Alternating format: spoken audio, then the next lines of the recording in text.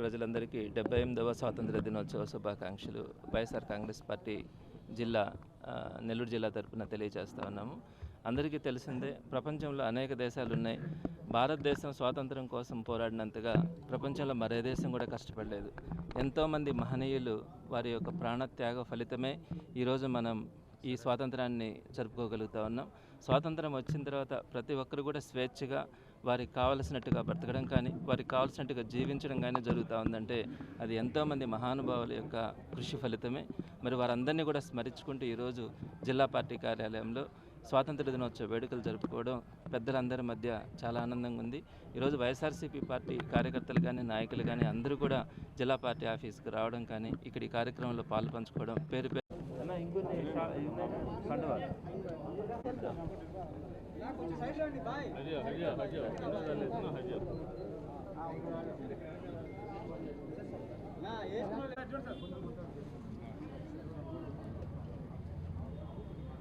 ఈరోజు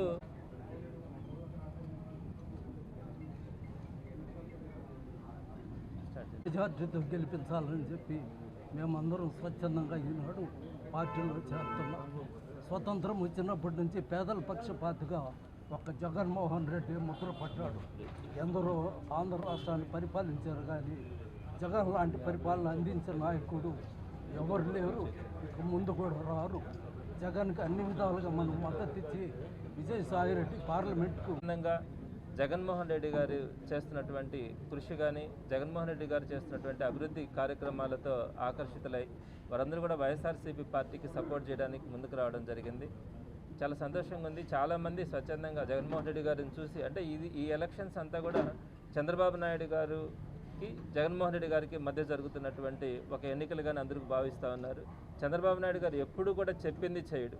ఆయన ఎలక్షన్స్లో గెలవడానికి కోసం ఎన్నో రకాలైనటువంటి అబద్ధపు హామీలు ఇవ్వడం, ఆ తర్వాత పేదలని సామాన్యులను మర్చిపోవడం జరుగుతుంది.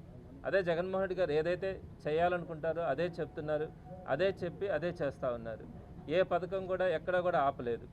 చంద్రబాబు నాయుడు గారు జగన్మోహన్ రెడ్డి గారు చేస్తున్నటువంటి పథకాలన్నీ కూడా కంటిన్యూ చేయడం సాధ్యం కాదు. ఇవన్నీ కూడా పేదలని మభ్యపెట్టడానికి అని చెప్పి చంద్రబాబు నాయుడు గారు పదే పదే చెప్పారు. కానీ జగన్మోహన్ రెడ్డి గారు వాటన్నిటిని చేసి చూపించడం కూడా జరిగింది.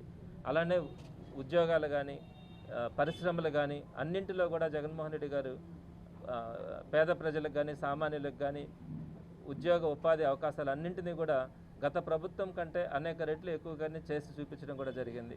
అదే చంద్రబాబు నాయుడు గారు ఈరోజు జగన్మోహన్ రెడ్డి గారి కంటే మించి సంక్షేమ పథకాలు చేస్తానని చెప్తున్నాడు.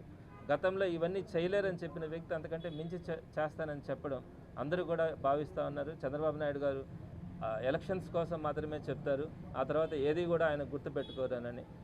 ఈ క్రమంలో పేదలు, సామాన్యులు ప్రతి ఒక్కరూ కూడా వైఎస్ఆర్సీపీకి ఆకర్షితులై ఈ పార్టీకి సపోర్ట్ చేయడానికి ముందుకు వస్తూ ఉన్నారు. సుమారుగా 48వ వార్డు నుంచి 40 కుటుంబాల వరకు కూడా ఈరోజు వైఎస్ఆర్సీపీకి మద్దతు ఇవ్వడానికి ముందుకు రావడం, అలానే 51వ డివిజన్ నుంచి వారు కూడా సుమారుగా ఒక 50 కుటుంబాల వరకు కూడా వారు కూడా వైఎస్ఆర్సీపీకి సపోర్ట్ చేయడానికి ముందుకు రావడం జరిగింది. ఇక్కడ ఖలీల్ బాయ్ కూడా ఒక సామాన్యుడు, అందుబాటులో ఉంటాడు. ఏ ఇంటికైనా కూడా పిలిస్తే వెళ్ళగలడు, వారితో పాటు నడవగలడు. అదే నారాయణ గారు ఎక్కడా కూడా కనిపించడు. గత 30 సంవత్సరాల నుంచి మనం నెల్లూరు ప్రజలందరూ కూడా చూస్తూ ఉన్నారు. ఏ రోజు కూడా ఆయన ఎవరికి కనిపించేది లేదు.